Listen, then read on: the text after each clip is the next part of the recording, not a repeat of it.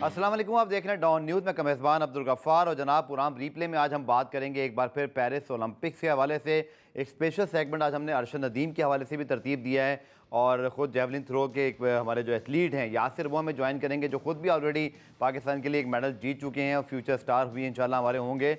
उनसे ज़रा बात करेंगे पाकिस्तान में जेवलिन थ्रो के हवाले से, अरशद नदीम और फिर नीरज चोपड़ा का जो आमना सामना होना है इस हवाले से बात करेंगे। इसके साथ साथ पाकिस्तान क्रिकेट की हमेशा की तरह प्रोग्राम में ज़रूर बात होगी क्योंकि आप लोगों का इंटरेस्ट भी है, खबरें भी मौजूद हैं।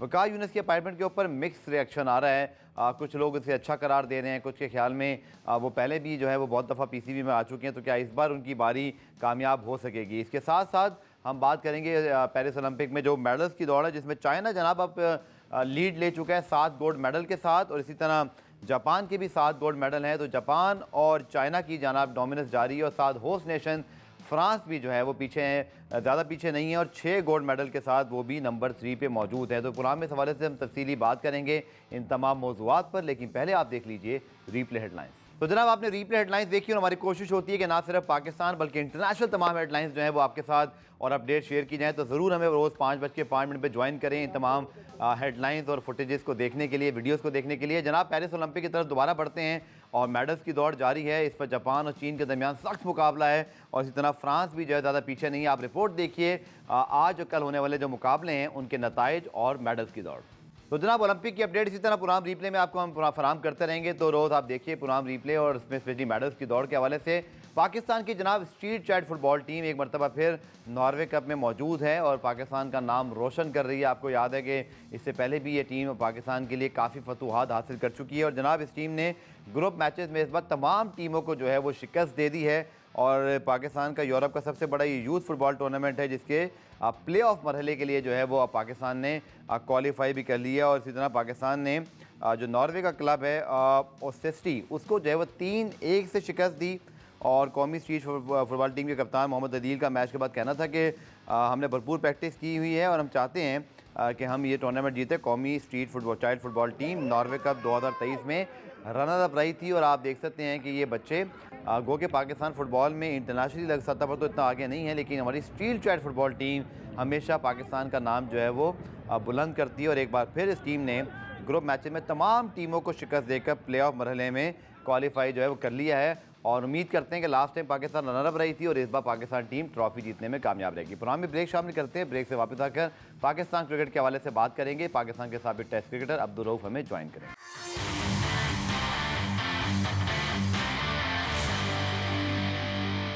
पाकिस्तान क्रिकेट पे जनाब बात करते हैं और पाकिस्तान क्रिकेट टीम के साबिक कप्तान और साबिक हेड कोच वकार यूनिस की पाकिस्तान क्रिकेट बोर्ड में एक बार फिर entry, adviser to chairman PCB होंगे। और हम अभी कुछ दिन पहले बात कर रहे थे कि शायद गैरी कर्स्टन और जैसन गिलिस्पी पाकिस्तान क्रिकेट को टेक फॉरवर्ड करेंगे, उनके फैसले मंजूर होंगे और हम सब मुतमईन भी थे कि शायद बड़े इंडिपेंडेंट और एक बड़े प्रोफेशनल तरीके से अब एक हमारा कहते हैं ना एक नए सिरे से शुरुआत होगी। लेकिन here comes the Pakistan cricket surprise factor और Waqar Younis from nowhere emerges as the adviser to chairman. और जिस तरह की अब तक बाकायदा प्रेस रिलीज तो नहीं आया, जब कम से कम मेरे इल्म में नहीं है, लेकिन जो खबरें मौजूद हैं, इसी तरह जो तमाम चीज़ें इसके अंदर मौजूद हैं उसके मुताबिक वो तमाम चीज़ों को सुपरवाइज़ करेंगे। और इसी तरह जितनी भी मतलब पाकिस्तान क्रिकेट से रिलेटेड चीज़ें हैं, चाहे वो सिलेक्शन कमेटी के मामलात हैं या दीगर मामलात हैं, ये सब जो है वो देखेंगे। अब्दुल रऊफ हमारे साथ मौजूद हैं, पाकिस्तान के साबिक टेस्ट क्रिकेटर। रऊफ बहुत शुक्रिया ज्वाइन करने के लिए। वकार यूनिस की एक और एंट्री, बहुत बड़े बॉलर हैं, बहुत बड़े खिलाड़ी हैं, बहुत बड़ा नाम है, इसमें कोई शक नहीं है, लेकिन बतौर हेड कोच भी पहले वो काम कर चुके हैं, बतौर फास्ट बॉलिंग कोच भी, और अब एडवाइज़र टू चेयरमैन। हम तब तो ये समझ रहे थे, आपको याद होगा आप भी शो में मौजूद थे जब हमने आपसे भी एक्सपर्ट ओपिनियन ली थी कि शायद जैसन गिलिस्पी और गैरी कर्स्टन को ये पाकिस्तान क्रिकेट के फैसले करने हैं। ये जो एकदम से वकार यूनिस की एंट्री है, ये सारे मामले को कहाँ पर लेकर जाएगी? और दूसरा, पहले तो उनकी एंट्री पर आपकी क्या सवालात हैं, और फिर अगर हम फॉरेन कोचेज़ के हवाले से सोचें तो फिर उनके साथ जो मीटिंग्स वगैरह हुई थी उसको क्या वो क्या वो सोच रहे होंगे इस वक्त? देखिए, बेसिकली मेरा ख्याल है कि पाकिस्तान क्रिकेट बोर्ड में किसी चीज़ में भी क्लैरिटी नहीं है। उनको पता ही नहीं है कि क्या करना, क्या किस तरह करना, और जिस तरह के लोग मशवरे दे रहे हैं वो पाकिस्तान क्रिकेट को मज़ीद डिजास्टर की तरफ लेकर जा रहे हैं। पहले बाबर आज़म, अब्दुल रज़ाक जैसे लोगों की अपॉइंटमेंट, उसके बाद आपका डिजास्टर वर्ल्ड कप में आपकी जो तबाहकुन आपको जो सूरत दरपेश हुई है, उसके बाद मजीद होना तो ये चाहिए था कि कुछ चीज़ें बेहतर होती, कुछ ग्रास रूट पे अच्छे फैसले किए जाते, कोई इंफ्रास्ट्रक्चर बेहतर करने की कोशिश की जाती, कुछ सोच के नासन लिए जाती और गवर्निंग बोर्ड को स्ट्रॉन्ग किया जाता, उसमें मेरिट पर लोगों को लाया जाता और जो पावरफुल रीजन्स हैं उनको नुमाइंदगी दी जाती और जो निचली सतह पर इख्तियारात को मुंतकिल किया जाता ताकि एक अच्छा पाकिस्तान को रिप्लेसमेंट प्लान मिल जाता, इंफ्रास्ट्रक्चर डेवलप होता आपका और आपकी चीज़ें बेहतर होती, मगर बजाय उसके अजीबोगरीब किस्म के फैसले होने शुरू हो चुके हैं। आप देखिए कि एक ऑर्गेनाइजेशन एक आदमी को 5 दफ़ा पहले सैक करती है, उसको निकालती है जॉब से और उसकी बैड परफॉर्मेंस की वजह से निकालती है।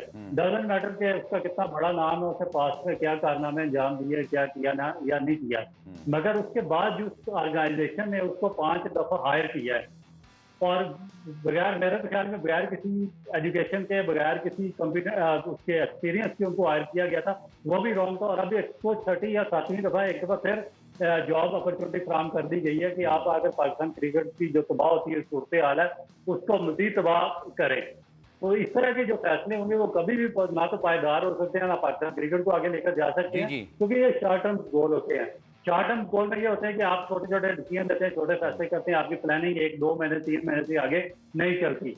उसमें जो आपका नेचुरल टैलेंट आता है वो सफर कर जाता है, आपका इंफ्रास्ट्रक्चर बर्बाद हो जाता है और उसके बाद जो आपका पूरा सिस्टम है वो तबाह हो जाता है। तो जी ये जी। मेरा ख्याल है कि पाकिस्तान की क्रिकेट को उसी तरफ लेकर जा रहे हैं। अच्छा रूफ, पहले वहाब रियाज जो है वो चेयरमैन पीसीबी के बहुत करीब थे, एक तरह से एडवाइज़र थे।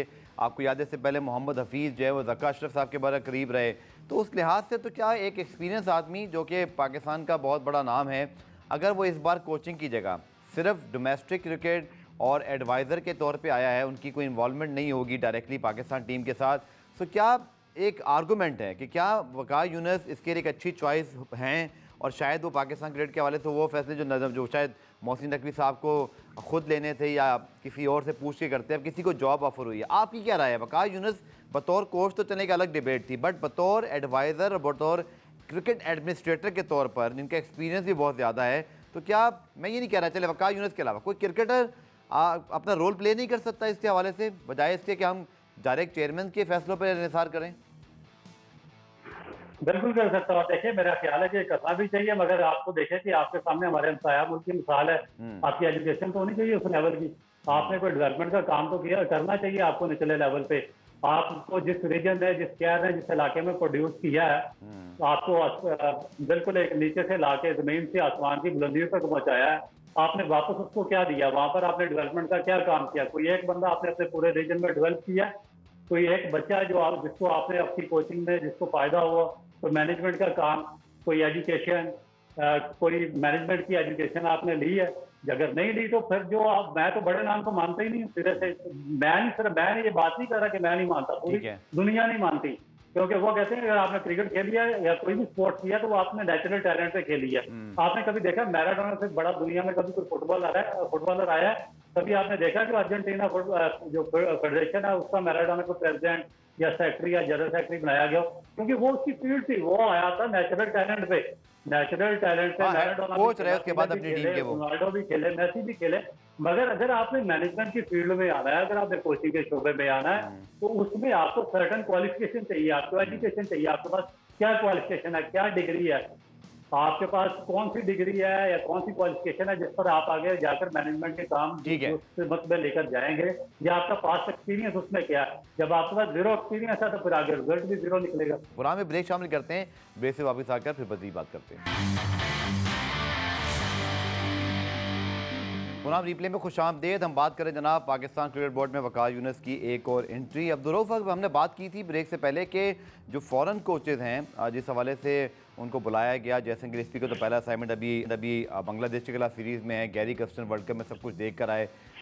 क्या उनके लिए मतलब काबिल कबूल होगा कि मतलब कोई इंटरफेरेंस हो, या समझते हैं अगर कोई अपॉइंटमेंट है भी तो वो प्योर डोमेस्टिक की हद तक हो, नेशनल क्रिकेट अकेडमी को बेहतर बना लें, अपने कोचिंग का म्यार बेहतर कर लें, कुछ ऐसा कुछ? क्योंकि ये दो नामवर कोचेज़ हैं, अगर उनको बुला के भी हम नहीं करा पाकिस्तान में कोई डायरेक्टर या एडवाइज़र और फिर खुदा ना खास्ता अगर इंटरफेरेंस जैसी बात आ गई तो फिर तो माहौल मेरे ख्याल में कुछ और अजीब हो जाएगा। देखिए मेरी बात ये है कि जब आप फॉरेन कोचेस बनाते हैं तो उसका कोई पर्पज होता है। आप देखें कि फॉरेन कोचेस सिर्फ पाकिस्तान नहीं बुलाता, श्रीलंका भी बुलाता रहा, उसके बाद बांग्लादेश भी बुलाता रहा, इंडिया ने पास्ट में एक्सपीरियंस किया है, या वेस्ट इंडीज में भी बुलाता रहा, उसके अलावा जिम्बाब्वे की क्रिकेट भी फॉरेन कोचेस के हाथों में रही है। मगर उससे बेनिफिट किसने उठाया? सिर्फ इंडिया ने। और इंडिया ने सिर्फ इसलिए बेनिफिट उठाया कि उन्होंने जो अपने काबिल लोग थे उनको उन्होंने तैयार किया, उन्होंने फॉरेन कोचेस के साथ उनको रखा, और with the passage of the time उन्होंने जो जितने भी फॉरेन कोचेस थे उनकी छुट्टी करवा दी, और फिर उनकी रिप्लेसमेंट पे उनके अपना एक बहुत ही ब्रिलियंट एक स्टाफ तैयार हो गया था। अब प्रॉब्लम ये है कि आप जितने मर्जी फॉरेन कोचेस हायर करें, आपको क्या फायदा होगा? आपके तो जो अपने कोचेस हैं सारे के सारे मैट्रिक फेल हैं और सारे ऑब्लिगेशन पे हैं।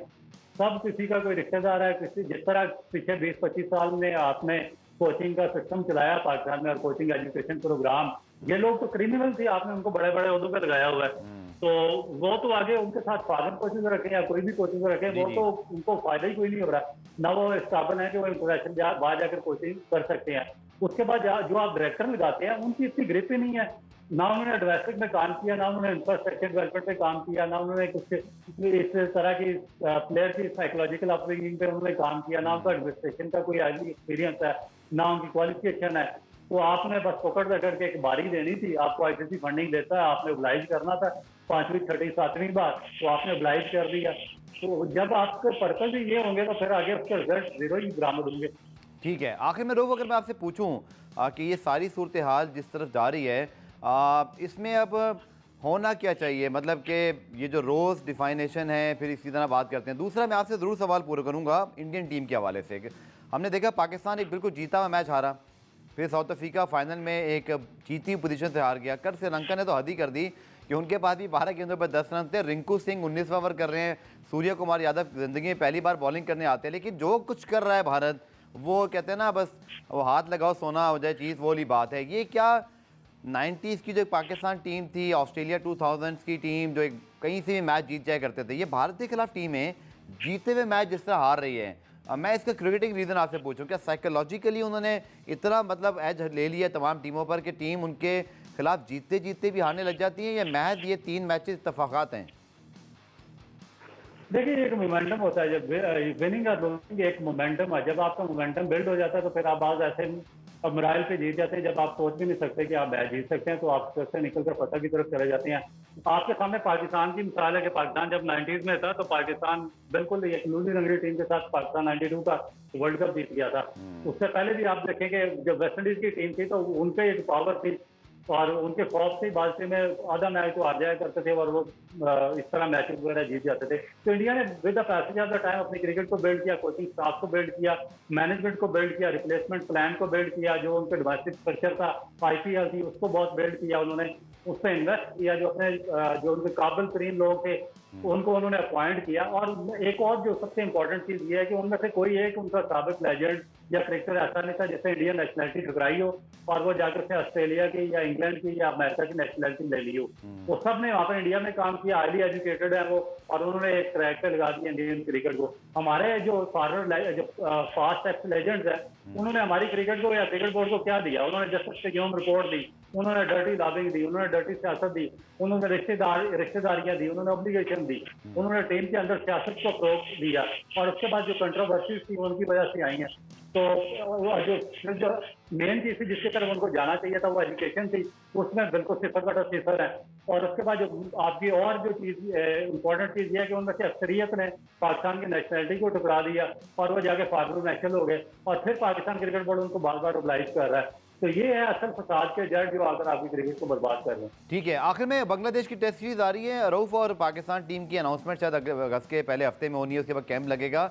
हमने क्या करना है, चूँकि हमने लास्ट टाइम इंग्लैंड, न्यूजीलैंड और साउथ अफ्रीका और ऑस्ट्रेलिया के खिलाफ तो पिचेज ऐसी बनाई जिनके ऊपर हम अच्छी परफॉर्मेंस ही नहीं कर सके।